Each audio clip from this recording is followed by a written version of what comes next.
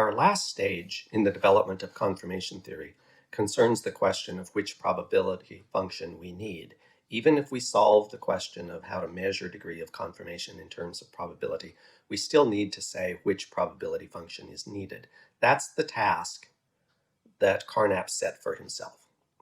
So we've seen a structural theory without precise details. That is, we've adopted a probabilistic relevance understanding of confirmation, one which appeals to a function satisfying the Kolmogorov axioms, updates in a way that retains this satisfaction by replacing one function with another, either using conditionalization or Jeffrey conditionalization.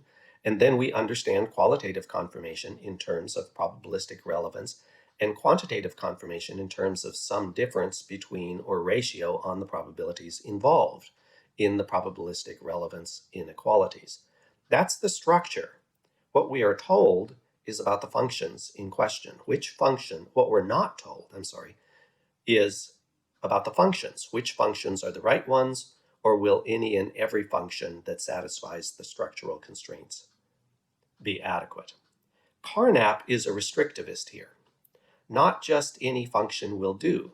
In fact, once context is specified carefully, only one function will do. Call that restrictivism. Vaguely put, and sometimes identified in terms of the uniqueness thesis, a specific and careful version of restrictivism. Carnap agrees that the confirmation relation is relative to background knowledge, so he's not siding with Hempel against I.J. Good and the Bayesians. But that's not enough to get you to Bayesianism, because remember, Bayesianism is a position that starts from an exceedingly subjective starting point. Nothing Carnap is doing commits him to that yet. He says, okay, you win on the two-place, three-place relation argument, but you don't win on the objectivity question. I'm still after objectivity.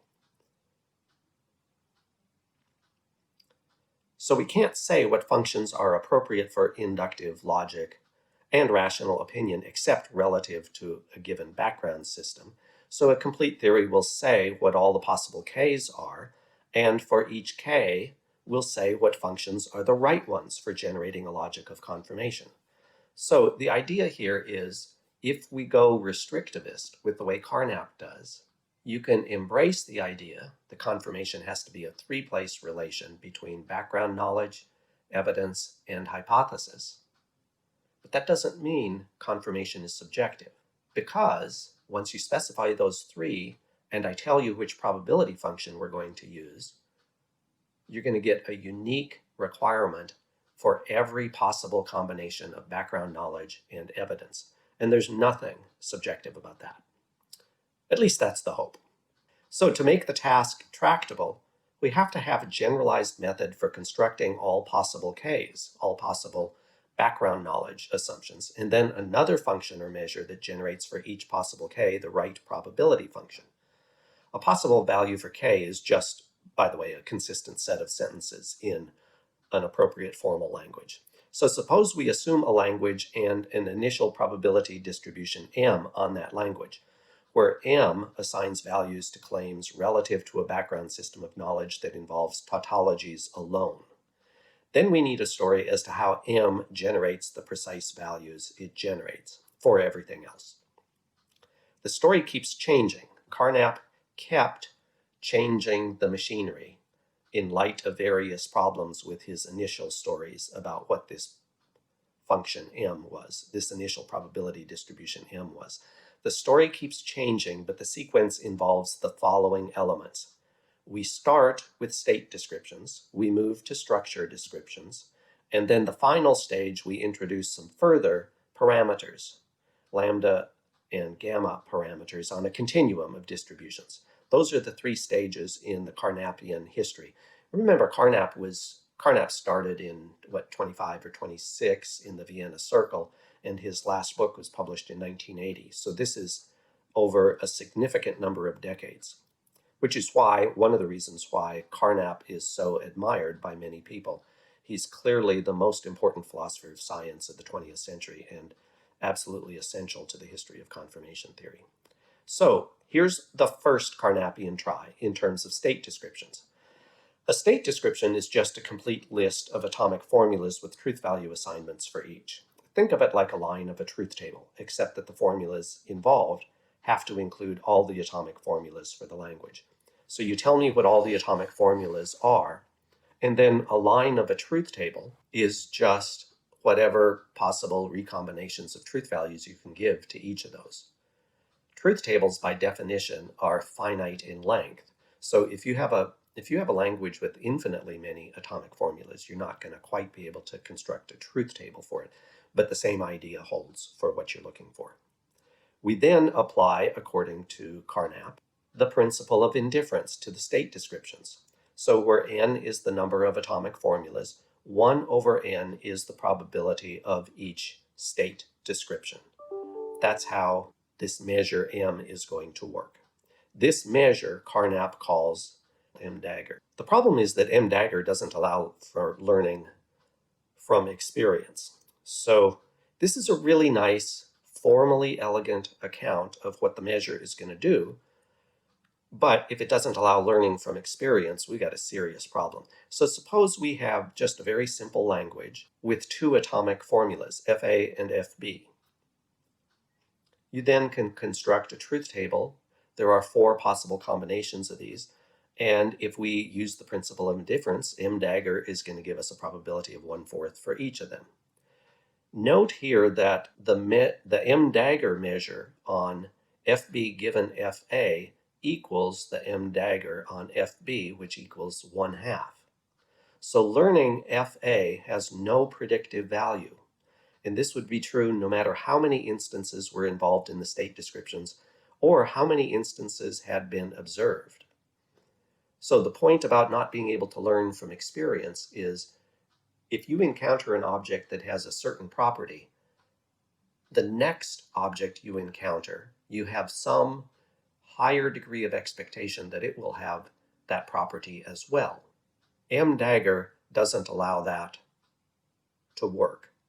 No matter what past experience you've had, no matter how vast it is, how uniform it is, the probability, the conditional probability that the next thing you see will have that property given your vast experience is the same as without that experience entirely.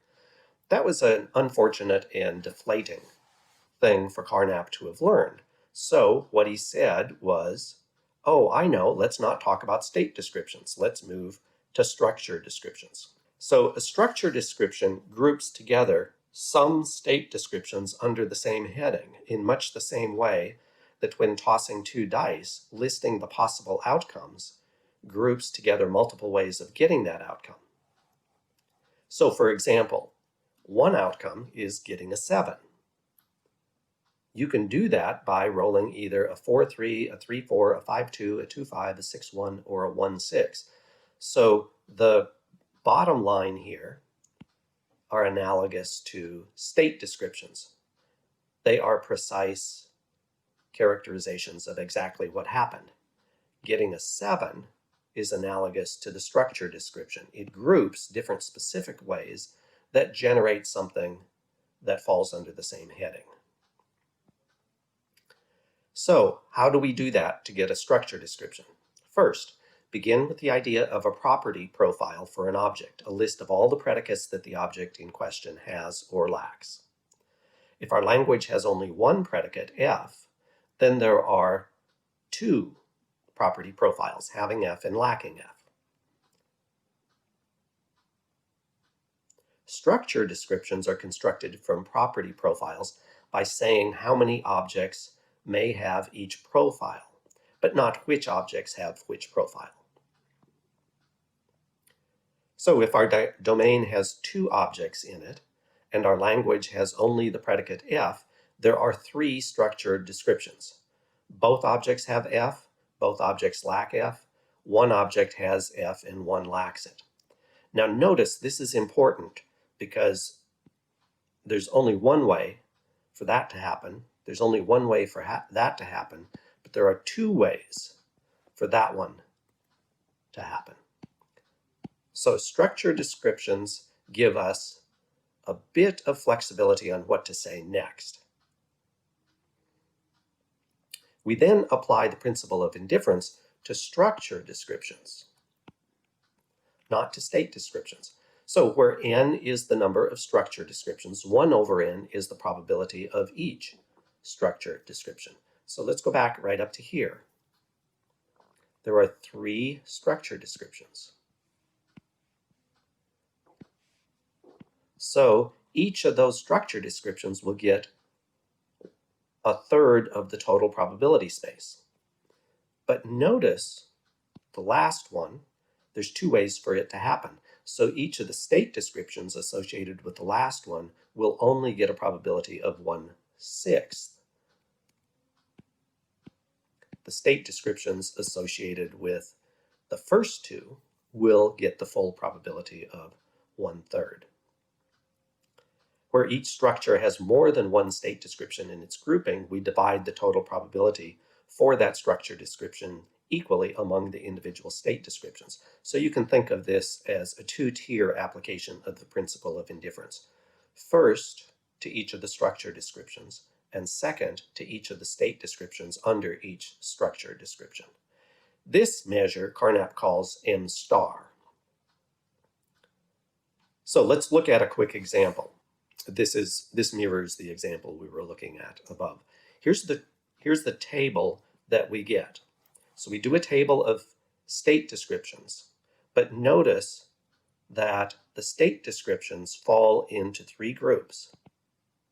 Both lack the property F,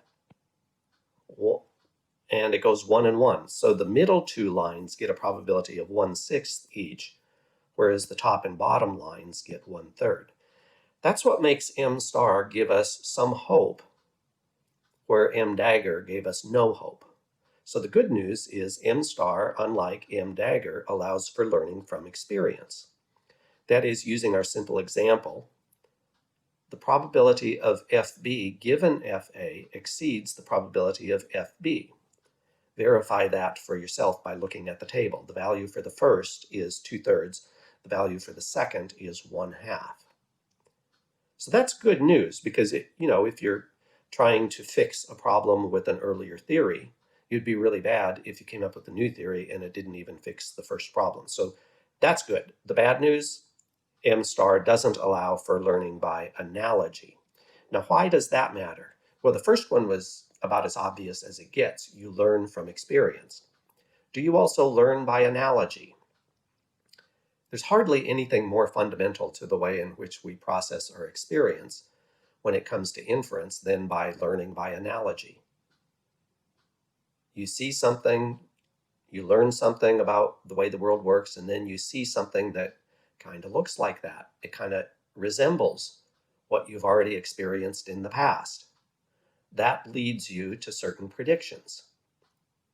At least in many cases, maybe some of these predictions are, say, racist or sexist or problematic in any number of ways. But look, the solution to the problems of racism and sexism isn't going to be found in trying to prevent people from learning by analogy forever and ever. That would be horrendous if you couldn't learn by analogy. So, in generic form, here's how we learn by analogy. We notice that 2 things share some feature X. And then we also learn that the first thing has some feature Y. Then we think it more likely that the second thing will also have that feature because they share the other feature. In generic form, that's the way it works. So take a language that just has these 2 constants, A and B, and 2 predicates, F and G. To sustain learning by analogy, Carnap claimed, we need the conditional probability that B is F, given that we know A is F, G is B, and G is A, to be higher than the conditional probability on B is F given A is F, and also that to be higher than B is F given A is G, A is F, and B isn't G, and all of that to be greater than the unconditional probability of FB. So the idea here in the inequalities is you start from a condition of no information. That gives you a baseline. And then there are various ways that you can raise that probability. Here's one. You learn that A is F. You also learn that A is G, while at the same time learning that B isn't G. That should make you a little more confident, maybe not very much more confident, that B is F. Not as much as if you didn't have this piece of negative information, right? Because this shows that A and B are disanalogous in at least one respect. Here, there's no disanalogies. It's just you learn that A is F, and that inclines you to think B is F once you learn it. So this is a cleaner analogy here than here. So the clean analogy beats the muddied analogy, but none of this is as good as having the maximal analogy that you can have given our language and the number of objects that are present. Here we max out, so that's the way the measures should go, according to Carnap. The problem is the structure description table doesn't support these inequalities. So here's a counterexample. Our structure descriptions are generated from property profiles, which are having both F and G, having F but not G, having G but not F, having neither F nor G. So the first thing we have to do is generate structure descriptions. We do that from property profiles. From these, we get 10 structure descriptions. Both objects, I'm going to put a table up, so I'm identifying the lines on the table. And notice if we've got 2 objects and 2 properties, we're going to have 16 lines on the truth table. So I'm telling you which of the lines on the 16-line truth table are relevant for each. So we've got both objects having F and G. One object has both F and G, and the other has F but not G. One object has both F and G, and the other lacks F but has G. One object has both F and G, and the other neither. Both objects have F but lack G. One object has F but lacks G, and the other lacks F but has G. One object has F but lacks G, and the other has neither. Both objects have G but lack F. One object has G but lacks F, and the other has neither, or both objects lack both. In table form, this is what it looks like. We calculate M star for each state description in the table as below. So those are the 16 lines, and the measure that I get depends on which grouping, which structure description they fall into. So if you got 10 structure descriptions, you're going to have 0.1 as the probability for each structure description. And then it just depends on how many lines on the big long 16-line long truth table fall under each of these structure descriptions. So notice the first structure description, there's just one that falls under it. The second one, there's 2. Third one, there's 2. Fourth, there's 2. Fifth, there's 1. Sixth, there's 2. 7, there's 2. 8, there's only 1. 9, there's 2. And 10, there's 1. So in the cases where there's only one line, that line on the truth table will get a probability of 0.1. In the cases where there are 2 lines that satisfy the same structure description, we're going to get a probability of 0.05. So that's why the table looks like this. In the M star column, you'll see some of the lines get a probability of 0.1, some get a probability of 0.05. That's just a function of how many state descriptions there are under each of the structure descriptions. Okay, given those numbers, we can then calculate the inequalities. The table shows that M star, that measure on the probability that B is F, given that A is F and G is F and B isn't G, is the same as the probability, the unconditional probability that B is F. The left side is 0.05 over 0.1, which equals 0.5, while the left side is 0.5. That's why Carnap granted M star does not allow learning by experience. So Carnap's first theoretical attempt appealed to state descriptions. He replaced that with structure descriptions, and he kept trying. He introduced sequences of distributions with parameters to determine which in the sequence is the right one. Carnap defends two such parameters, the lambda and gamma parameters.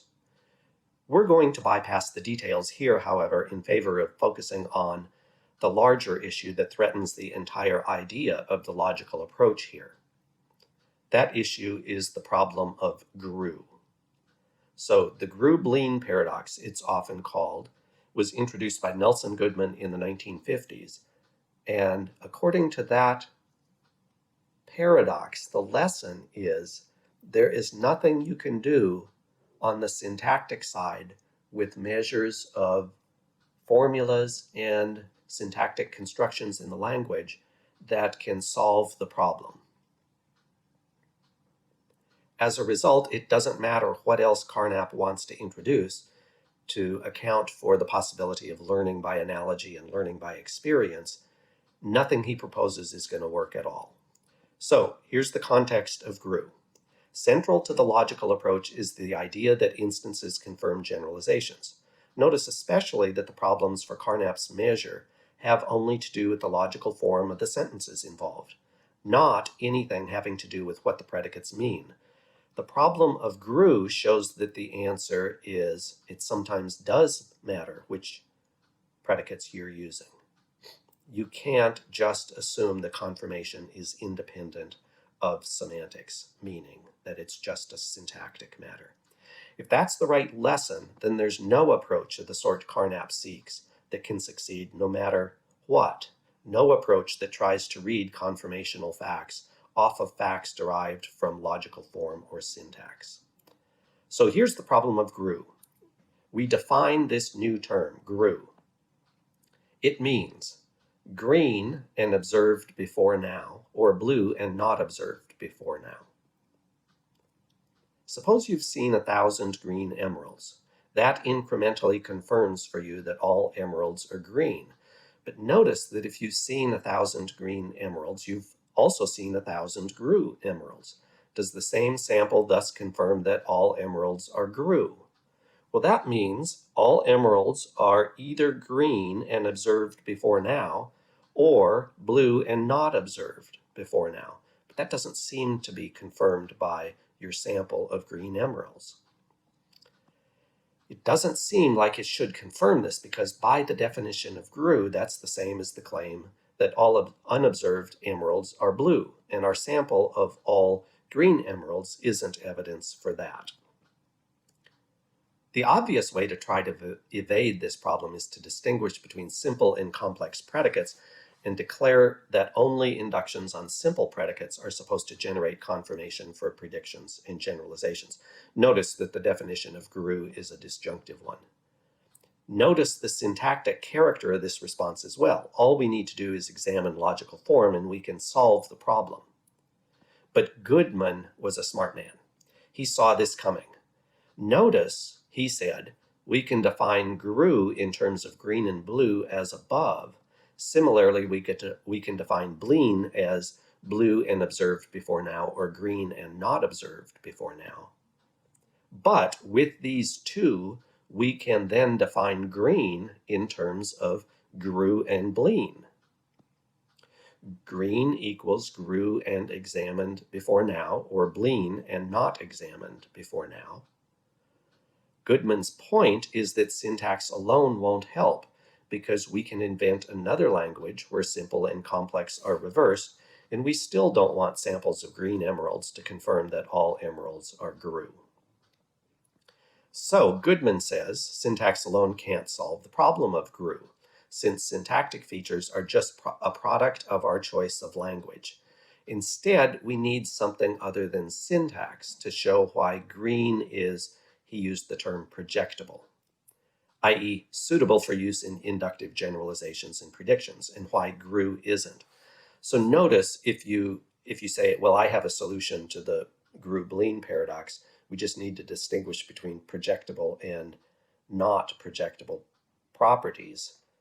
That's vacuous, because projectable just means suitable for use in generalizations and predictions. So it's trivially true that if you distinguish between projectable and non-projectable, you'll carve the space right. It's just not enlightening in the least because it's a vacuous claim.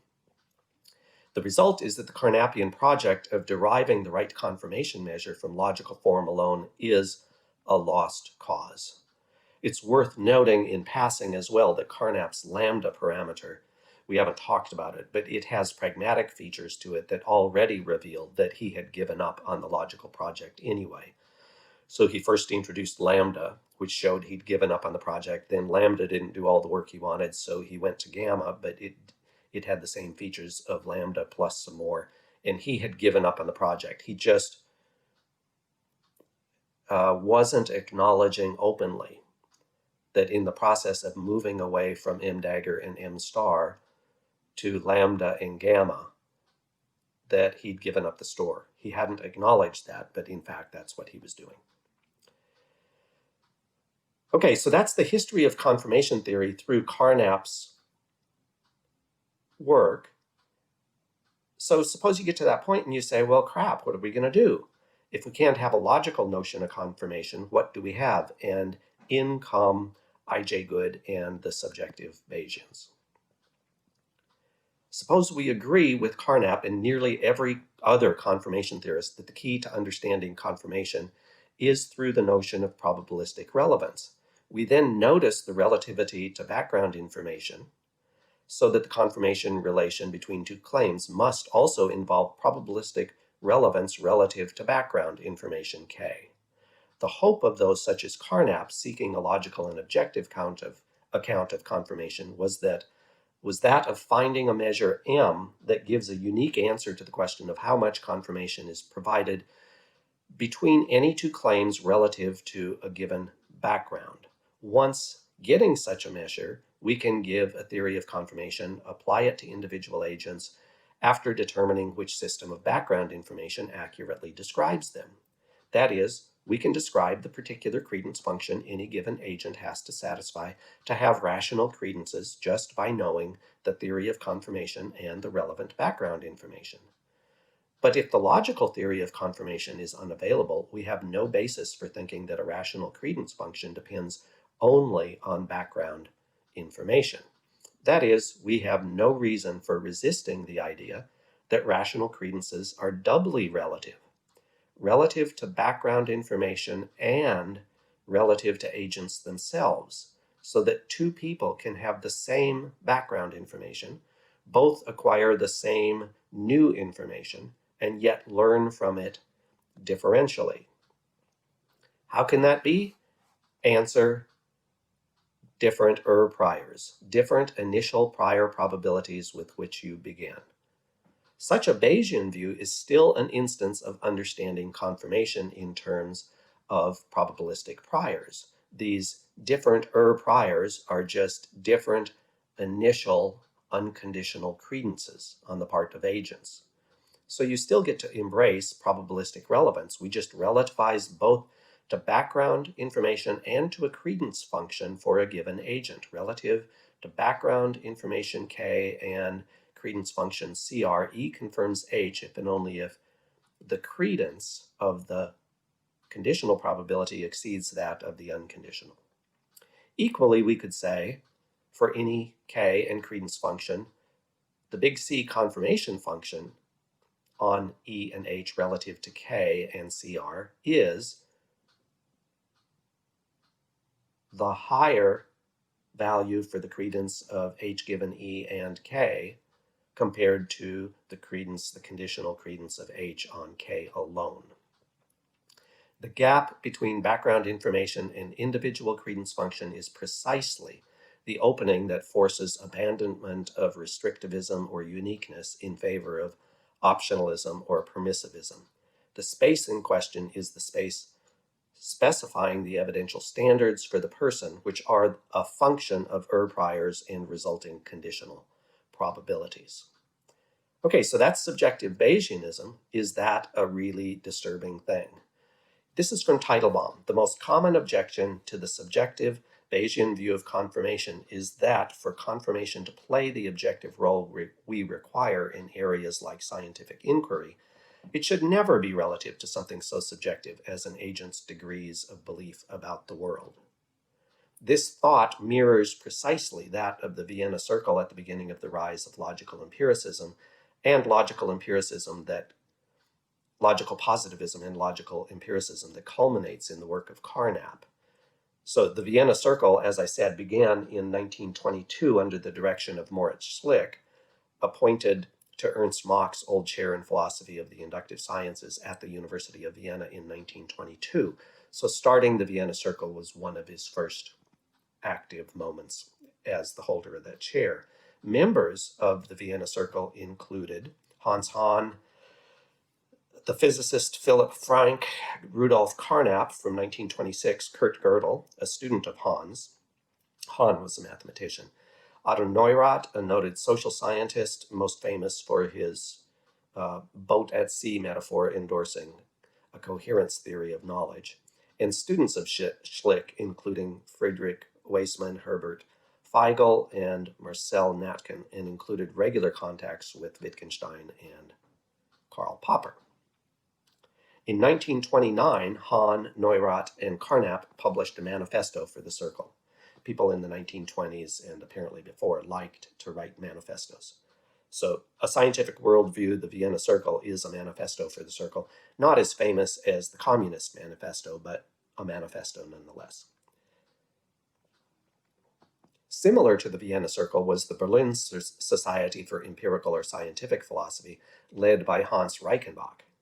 Members there included Richard von Mises, the famous mathematician and statistician, Paul Oppenheim, famous co-author with Carl Hempel of the 1948 seminal article articulating the DN model of explanation. Hempel earned his doctorate in Berlin, working chiefly with Reichenbach, but also spent time in Vienna. Albert Einstein was also an associate of the Berlin Society until both he and Reichenbach decided it was best to get out of Germany in 1933. And I'll leave it to your imagination to predict why did they think it was a good time to leave. Both groups presented themselves as conceptual revolutionaries, tying a rejection of metaphysics together with a push for scientific and Enlightenment thinking in reaction to the political situation in Central Europe in the 20s and 30s. The vision was thus that of a scientific approach that would help not only in philosophy, but also unify the social and natural sciences under a common empirical approach and provide a respectable basis for social and political reform as well. Notice the two elements here. We need a good epistemology and confirmation theory, and then we need a respectable decision theory that will use that confirmation theory to help us decide how to act in political cases. So if the Carnapian project fails, is all lost for this sort of way of thinking about confirmation theory and its role in public policy decisions. A partial worry here is that subjectivity is ineliminable from the story of confirmation and rational opinion, so that makes you become a bit pessimistic about this hope. Recall, though, that matters of science and public policy are not matters of individual rationality, but rather of collectivities. For science as a social enterprise for finding out what the world is like, we might compare different social arrangements aimed at the same goal and assess the reliability of each. Doing so might allow us to generate a relevant collective confirmation theory for the best social efforts to find out what the truth is like. And we might also do the same for collective decision theory. And maybe, just maybe, such collective evaluations give us objectivity enough to assuage the concern that subjectivity has rather loose rein in the realm of individual epistemology and decision theory. But the fact that you were hoping for something more logical and objective is not going to do anything to counter the history of confirmation theory running through Carnap's various measures and the Grube-Lean problem that showed that you're simply not going to be able to get what you were hoping for. So maybe the turn to collectivities is a much better way to think about how objectivity can be defended, if it can be defended at all.